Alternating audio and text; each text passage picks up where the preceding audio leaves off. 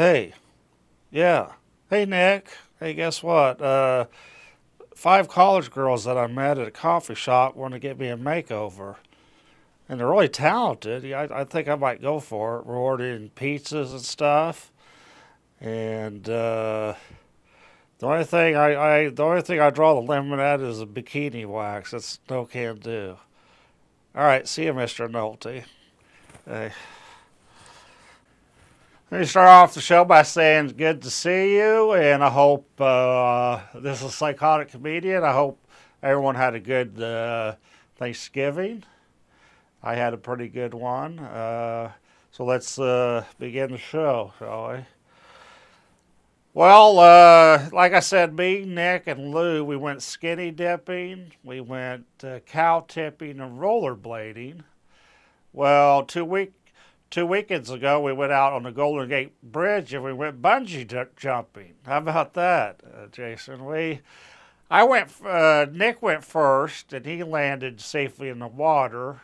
Then Louie went. That was bad, bad news. His all his weight of muscle, he took the bridge down with him. For Christ's sake, UPTV, and it came down and it crushed Nick and Lou. So then I tried to save him, but it was no go. It was no good. So I got two funerals to go to, UPTV. The Dexters and Louie. They will be missed. All right. Well, UPTV, when I turned 8 years old, I really needed to find myself, my inner being, my inner self, inner hairy man. How about that? So I asked my dad, I said, Dad, I really need to try to find myself. Could I take he had a red 55 Chevy. I said, could I take it to the infamous Route 66 from Chicago to LA? He said, well, yeah, just be careful. So the following afternoon, the next day I arrived at Chicago, and the following afternoon I hit the trail. And it was going to be about 10 hours.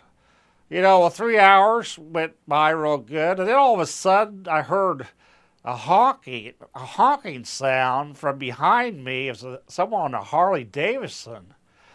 He pulled up, and it was that Leaf Malmsteen, that crazy psychology teacher goes, it's you, Paul, it's you. You've been following me all the way here from O'Hara to LA, haven't you? And then he jumped and he grabbed onto my bumper and with his teeth, he said, look who's trying to find who now. Look who's trying to find who now. And I dragged him a whole 100 miles before he finally let go. And I was like, God, I'm glad to get rid of his crazy ass. So I went another 2 or 3 hours taking in the scenery, trying to really get into my thought processes and find out, who Paul Skinner was. Then I heard a semi, a rig, beeping its horn, and then finally the semi pulled up to me. He rolled down the window, and it was Leaf again. I said, oh, my God. His tongue was on the side of his face, Jason. How about that? His eye was hanging down around his chin. And he goes, pardon me, sir, do you have any Grey Poupon? And at the same time, a line of Hummers were coming towards him. And I heard in a silent voice, he goes, this is not my day. He goes flying about 100 miles into the air, and they had to take him in a helicopter to the nearest hospital. Well, anyway, I try to forget about that, blow that off my shoulder, and finally, 5 hours later, it took about 10, 11 hours, I was in LA. Spent about a week there talking to various people and listened to their interesting stories. I said, I think I'm getting to know who Paul Skinner really is. I was only 8 years old at the time, but I think I did. And anyway, as I was leaving,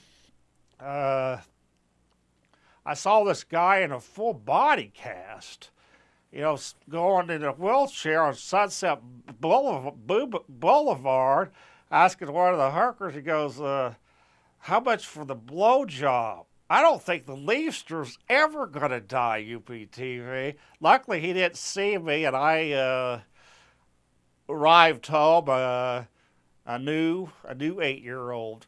All right. I was at the campus coffee shop. I just got back from there now. I chat around with the girls, which I do. Well, one morning I was there, and all of a sudden, a co-ed came up to me. He said, "Psh, don't say anything, sir. Just relax and enjoy this, handsome." She was like rubbing my shoulders and go, "Ugh, my titties are getting hard. You're such a big, strong athlete." She was really turning me on, and she was turned on, I guess, and she was turning on all the people, patrons, customers in the coffee shop. They were just staring at us, and the girls started kissing on other girls, and the guys were watching. I don't know. It might be a regular thing going to that campus coffee shop, Jason. How about that? All right. Yeah, funny. Well, I remember eons ago, when I used to watch Mr. Rogers' Neighborhood. You remember that, Jason? Mr. Rogers' Neighborhood. In a very kind of scary type episode. I'll start off.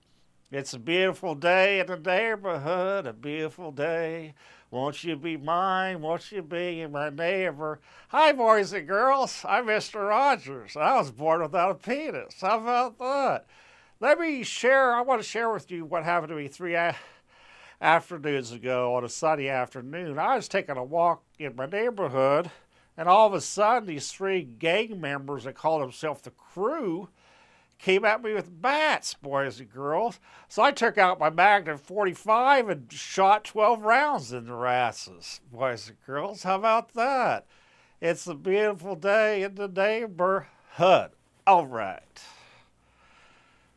Never knew Mr. Rogers could be a badass. Okay. I'm currently going out with my psychiatrist's daughter, UPTV. And we've been going out a while now. We think it's time we got down and nasty and had sex. So after a very heated foreplay, she took down her panties, and she was one of those transistor chicks, Jason. She had a penis. I was so shocked. I guess you could say that initially I had a shock treatment. Would you say? All right. Shock treatment without him putting the things on my temples. So that's a nice change of pace. Okay. Here's some more comments, UPTV, on the show. Yeah, Paul, are you planning on bringing in the guitar in the near future? God, I hope not. You sound like you're strangling an owl. Okay. Paul, you look like an over-the-hill rock star of the 80s. Get a haircut, hippie. Paul, I want to feel your weight on me. How about that, UPTV? Paul, I saw you on the internet. You look so much better with your clothes on. Button up that shirt, Kip. It's Paul, it ain't Kip. Paul, I really think you should use your intelligence for something useful and productive, instead of using it to make everyone look like an ass but yourself.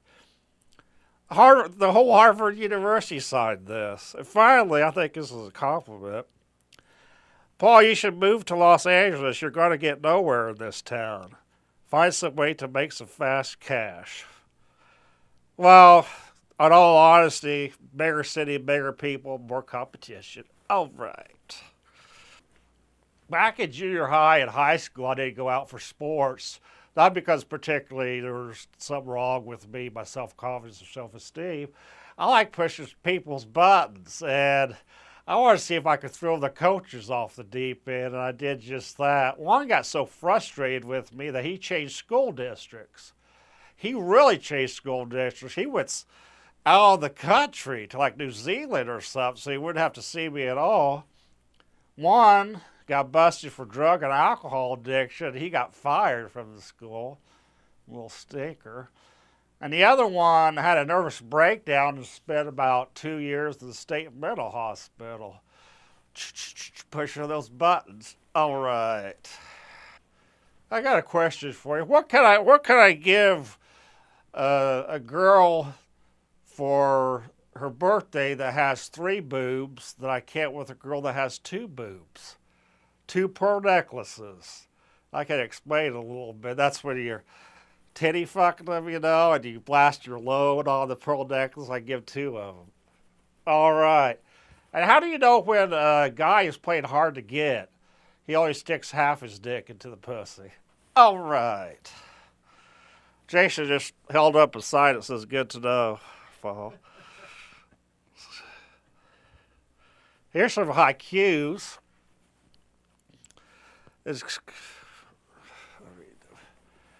Excuse me, Madge. Can I stick my boner in your vag? Excuse me, I have a text message. All right. Excuse me, miss. I got some jizzing on your blouse. Let me make it up and give you some tickets to House of Kraus. All right. She had a big butt. She lived in a hut. I was outside her window masturbating while she was looking at some smut. All right. I saw this one girl in past summer. She had nice long legs, short shorts. I go, miss, you're the kind of girl that I like to suck on your legs all day, delicious. She says, Paul, I admire your honesty. Yeah, you sound like a very forthcoming and raw young man. Ooh, UPTV, I'm raw. How about that? All right. One more to go, and Jason's off the hook. Oh, we already did the next turn stuff. That's it. Okay. No singing. The last, 2-3 weeks ago, that breakdown song, I need to rest my vocals a little bit. Anyway, I'd like to thank Jason today. I think it's been 2 or 3 weeks since I did a show. Hope you had a good Thanksgiving again. And thanks to Jake Shoemaker so much. And to Joseph, the current camera operator. And thank to you again for watching. I'll try to keep up. And this is the Psychotic Comedian bidding you adieu.